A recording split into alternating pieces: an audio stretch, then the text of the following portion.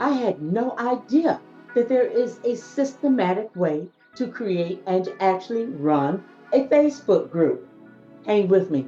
I'm going to have a conversation with Mary Wu.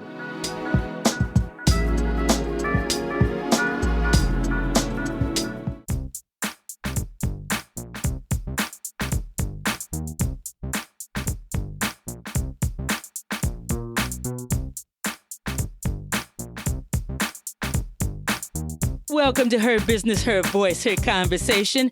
This podcast was created for the boomer woman leaving corporate, and now you're looking to reinvent yourself, become an author, an entrepreneur, a podcaster. Well, each episode will leave you with clarity. You will come away with the yes, I can and yes, I will reinvent myself mindset. So come on, let's do this. I'm your host, Margot Levette.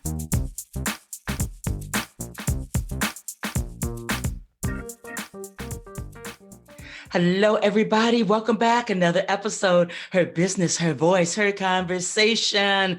Well, you know, the show is all about us reinventing ourselves and becoming an author, a podcaster, an entrepreneur. But today's guest is going to, whichever way you reinvented yourself or you want to reinvent yourself, there's going to come a time real soon in your journey where you are going to have to pay attention to social media. So today's guest is Mary Wu. She helps solo business owners keep up with the ever-changing world of social media. Isn't it ever-changing? Welcome, Mary Wu. Thank you for being here. Well, thank you for inviting me. I'm very excited to be here. Well, you are a dynamo, and you know, you've done a lot. You have many credentials behind your name, but I just want to get into this conversation so that people will recognize right away why they need to get in contact with you as a social media consultant. So first of all, let's start out, Mary, what drew you to social media? There's so many other things you could have been doing, you could do. I was working as a virtual assistant for a few years, and I was finding my clients were preparing to send newsletters, but not sending them, preparing to talk to their clients and not actually doing it. And the place I noticed the most weakness was building up that confidence where they could get online and say, I'm brilliant, come talk to me. There's that, disconnect a little bit there. I know I should be doing it, but either I don't know how to do it, or I don't have the confidence to do it, or I knew how to do it before they changed such and so last week. Mm-hmm, mm-hmm. Or sometimes I even find, Mary, you just don't have the time. You want to do it, but the time is, I'll do it next week. I'll get to it. And then there you are. Gosh. So you saw this need in your clients and you thought, let me feel this. Take us on further, please. How did you actually build out, your business? A lot of it, of course, is networking. That's a great way to find out. And when you're networking, you can also ask people, what's your pain point? You just kind of bring that up naturally and you start finding out. I don't know how to build a Facebook page. I don't know how to create engagement with my clients. And I'm uncomfortable doing a live. You start hearing over and over what people need to know. And then you show them how it's actually not that difficult as long as you know what's what. You know the recipe, you can make the stuff in the kitchen. Oh, I love that. I love that. And because so many times fear will make us make this thing of starting so big and we'll put one layer on top of another layer. We'll talk ourselves out of even getting started to even reach out to somebody like you. That's what, hey, I'm speaking from experience. I've been there, done that. So let me tell everybody that, I am disturbed. Yeah, I am disturbed when I see the advertisements and I visit the profiles of people that say, I am an expert this, I am an expert consultant. I deal with LinkedIn. I know all about social media. And when you look for their paper trail, then the digital and the paper trail is very short. So I want everybody to know that you are a certified Facebook Blueprint Community Manager. So let's just jump right into that. What does that look like? It's certified. You got me at certified. What is that all about, and why should we pay attention to that? Well, Facebook has put a lot of effort behind building communities to bring the world closer together. So one of the things they started doing was looking at who has communities, who has engaged communities, and started bringing these people together. And it's great because we all learn from each other. And they thought, well, how does somebody know? How does somebody who's wanting to build a community know that this person knows what they're doing? So last year in 2020, in October 1st, I think they launched the Blueprint certification course. They had some of their super community managers go through and kind of guinea pig the course. And then they offered it to the next level of community managers. They said, come and take this for free because we want your brains in this and see how it goes. And that's fabulous because now when people are thinking, I want to start a group, who do I talk to? It's not that person that has a group that's got 25 people in it, but it's the people that have this certification. The really amusing thing, though, because Facebook changes all the time. When I was taking the course to prepare for the exam, there were things in there that had already changed in the 2 weeks since they started the course. And I'm like, let's dig through this and pass the exam. Yeah. And then worry about what comes next. Because the important thing is not only knowing how to do things, but how to adjust to those changes. Wow, that is fascinating because the algorithm, everybody says, oh my God, Facebook and the algorithm. It stopped me from just really being over there and trying to build out people that I follow and their posts and that type of thing. It just really turned me off. So I'm glad that you are forthright and honest enough to say, hey, we are certified, but this ecosystem that we're all swimming in is forever changing. And that's all the more reason why you need to get with somebody who's certified, who's plugged in. And they've invested time, energy into staying abreast. And when you help a person launch their Facebook community, is it easy peasy? Is it just a few steps that go into it? I would imagine there are a lot of moving parts in the beginning, the middle, and the end. The first part is knowing where the end is. Sometimes people won't think about that. Are you building this as a community to support each other? Are you building this as a community to build your business? What is your purpose behind this community? If you don't think about that, then you don't even know what the next steps are, because there are steps about getting seen, but you have to know who you're talking to. Please, there are steps about having rules for a community, and make sure you have those, because when people don't have the rules in place, it's kind of like Wild West and let's all see what we can come in here and get away with. And that doesn't serve the rest of your community. Having those 2 or 3 people there coming in slamming all, buy my stuff. Yeah, I've seen it. And I've noticed that there are a lot of administrators that cut it off at the pass, and they should, as they really should. It sounds like it's not something that a person should just run to nonchalantly and say, hey, I'm getting a community together. It's say myself, I'll put myself there. Podcasting has a lot of moving parts. Takes quite a bit of time to do the thing with excellence. And people have asked me, why don't you go ahead and have a Her Business, Her Voice, Her Conversation community? Well, in my gut, I always believed if it was going to be done with excellence, I just don't have the time to do that type of thing. So is that something that the rest of us should really pay attention to, the element of time and the work that goes into these communities? Oh, the time is very important because you have to be willing to invest and be engaged in your community if you want other people to be engaged there. You can't just slap up. There's a wonderful way to put in posts and schedule them out. I think right now it's 2 months in advance. But guess what? You can't just schedule them and then walk away and not go back in to see who's responding to this. What are they saying? Or even going in and saying, what do you want me to post? What information do you want? What questions do you need me to ask you? What answers do you need me to give you? There's a lot of a thought process that goes on in there. So they really need to get with somebody who's been through the blueprint process, because it is a blueprint that really helps us create this fabulous community that everybody wants to be a part of and active in. I'm loving what I hear. You are big on communications, interaction, that type of thing, as you help people build out the community.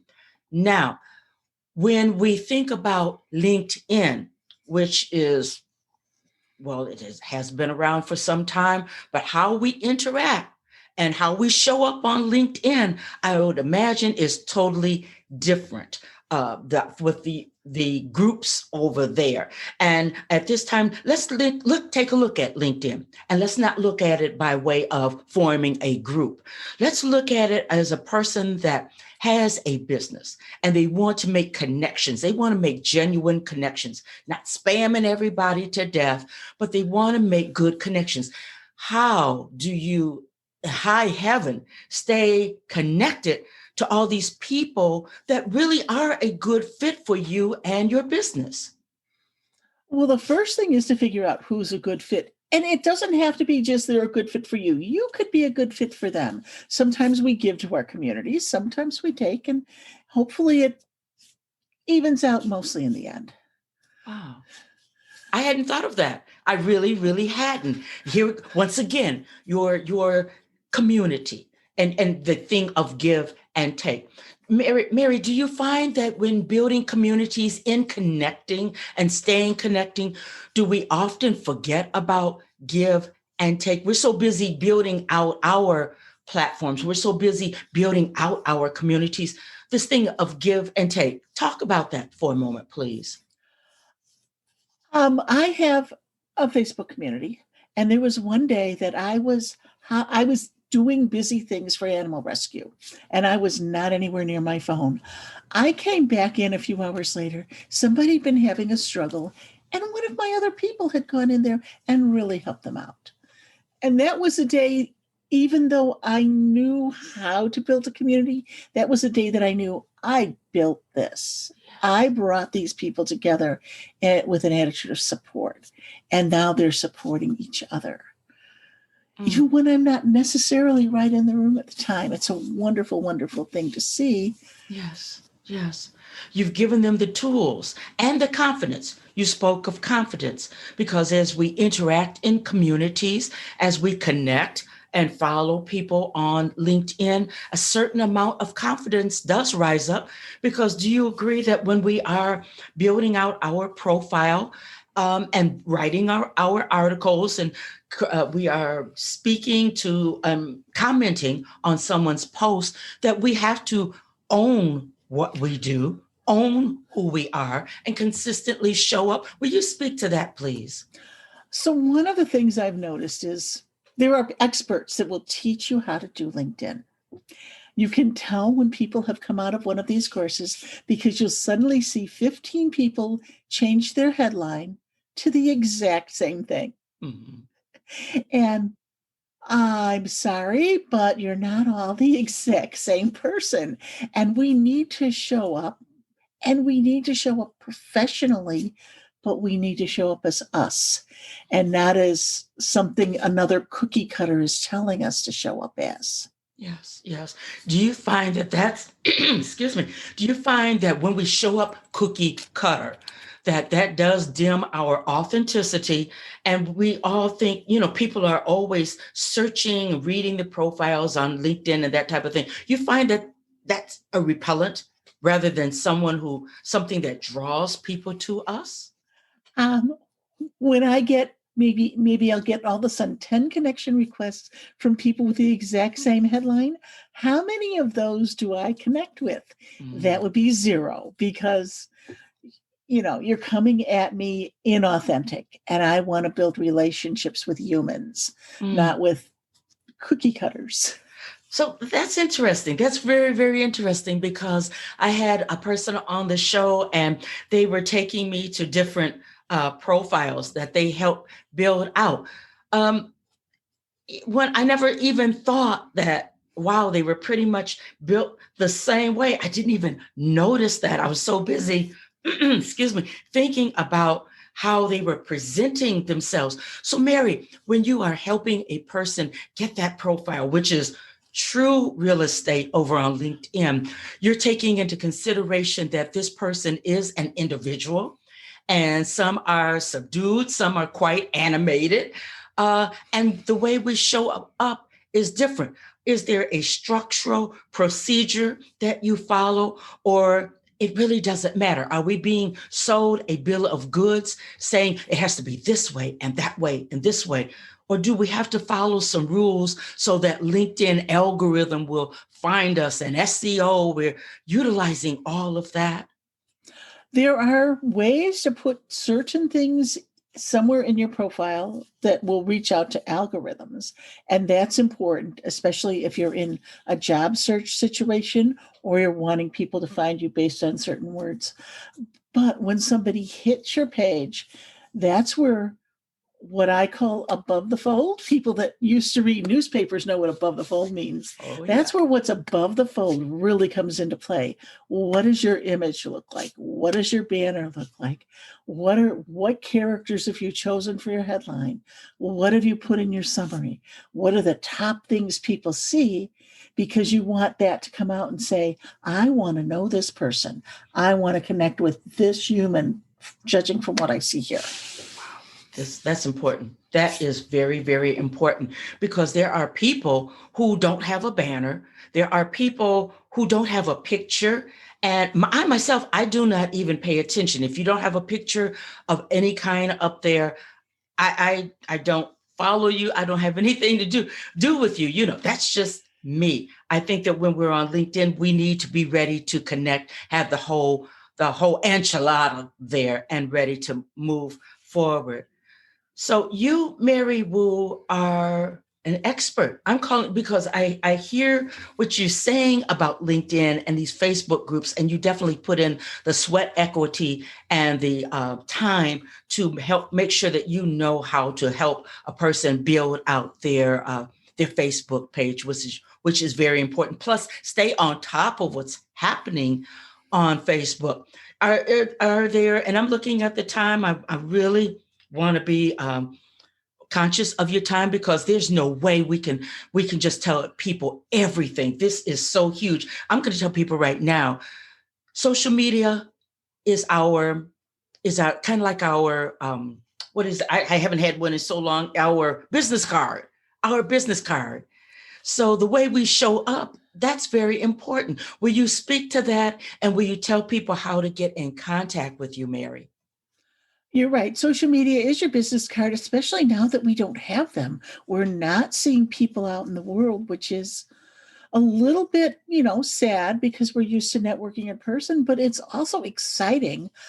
I wouldn't have met you if we were both at the same conference that was physical in 2019. It was virtual in 2020. So now we're able to reach out to people all over the world, but we also have to remember they're reaching out, they're wanting to look at us. And what our presence is like online is all people have to go by. They cannot meet you at a coffee shop and get to sit down and talk to you, but you can reach out to people. One of the interesting things I do with every LinkedIn request that either comes in or I send out, I invite somebody to a virtual coffee. I want to know who you are, because I want to know who you need to know. And if you need to reach out and have a virtual coffee with me on LinkedIn, you would go to linkedin.com/in/MaryWuVA. That is how you find me on LinkedIn. Give it to us one more time, please. LinkedIn.com/in/MaryWuVA.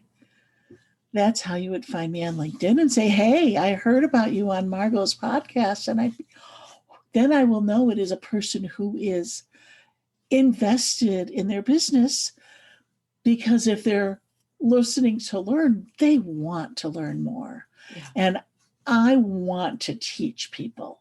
So I'm looking for students. I teach at libraries, I teach at colleges. I'm always looking for students. I think that you know what? Teachers are not just created. I think that they are born. And I see you coming from a place of abundance. And when a person teaches from a place of abundance, you better buckle up, because man, you are going to learn and you're going to come out very successful, very successful. People that give from abundance, it's magical. It's magical what happens. So what can I say? I want to ask more questions, but I don't want to leave people on the edge of their seat. I think that we've given them the main thing I want, and tell me if I'm wrong, the main thing that I want people to leave this conversation with is that there are many people out there that say that they can teach you, they can lead you, they can get connections for you on social media. They'll help you show up. And many people are springing up, growing up these Facebook pages, groups, and they really don't know what they're doing, don't know what they're talking about. I say, look for certification.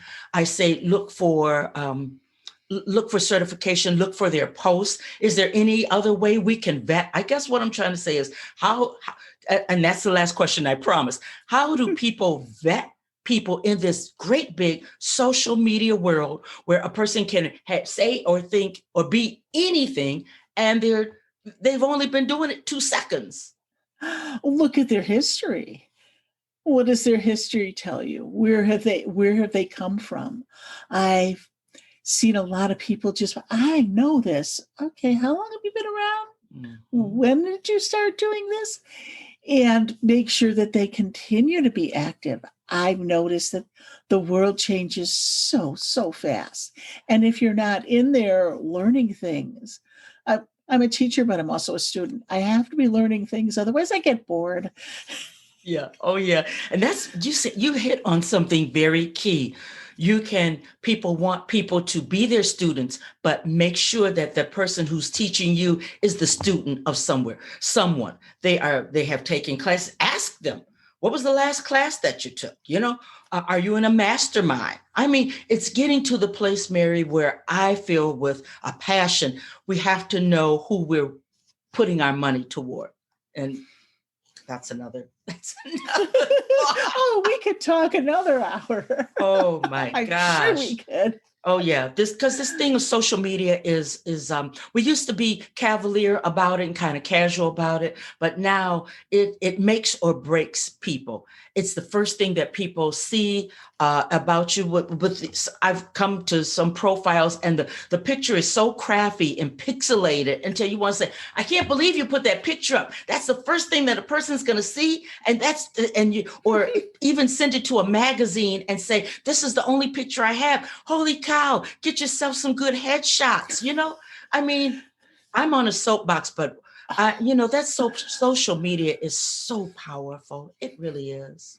I know people get these shots on LinkedIn. You always see them. They look beautiful. They are up in their makeup. And then all of a sudden you see that their arm is around somebody that's cut out because they look good when they went to their cousin's wedding. And that was a great shot. Yeah. And a headshot does not cost that much from a professional photographer. I know. And it is that stamp that follows you everywhere. Oh, man.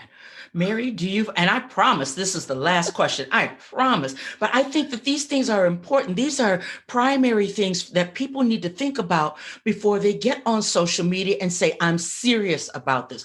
I mean, there are people, professional photographers, who will come give you a headshot. If I don't care if you have 2 or 3, get them done because you need that high definition picture to follow you, to be able to be submitted when a person invites you to a podcast, when a magazine is picking you up. You don't have time to say, hey, I have a photo shoot in a couple of weeks or next week. You have to be ready for these things.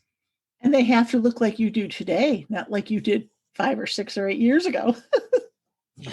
Don't we all love those pictures, but they're not us. Or when you had your locks, I used to have locks. I had locks for 7 years. I love those pictures. I spent money to get those pictures done, but they're not me any longer. And that's fine. Go on, So, all right. I promise that was the last question. Mary Wu, once again, tell us how to get in contact with you. You are a social media consultant, and you do help solo business owners keep up with the ever-changing world of social media. There's no way we can keep up with it, but that's your wheelhouse. How do they find you?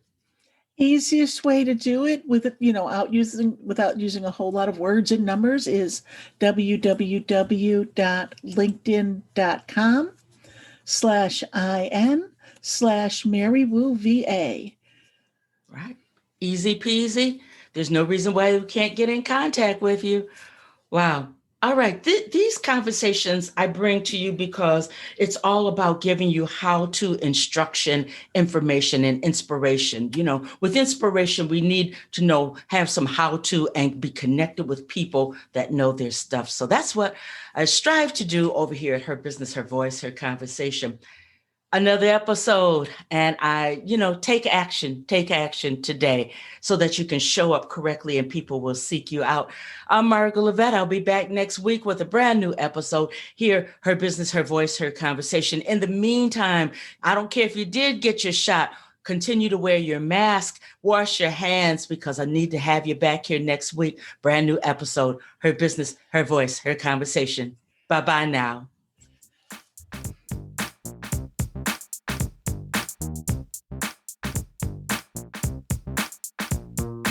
I want to thank you for listening to Her Business, Her Voice, Her Conversation. Couple of things that I want you to do right now. Go to my website, pick up a copy of Her Business, Her Voice, Her Reinvention, how I went from game show hopping to international show host, author, and speaker in 1 year.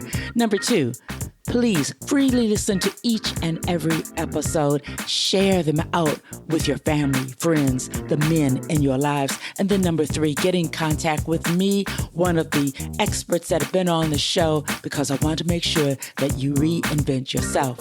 I'll be back next week with a brand new episode here on Her Business, Her Voice, Her Conversation.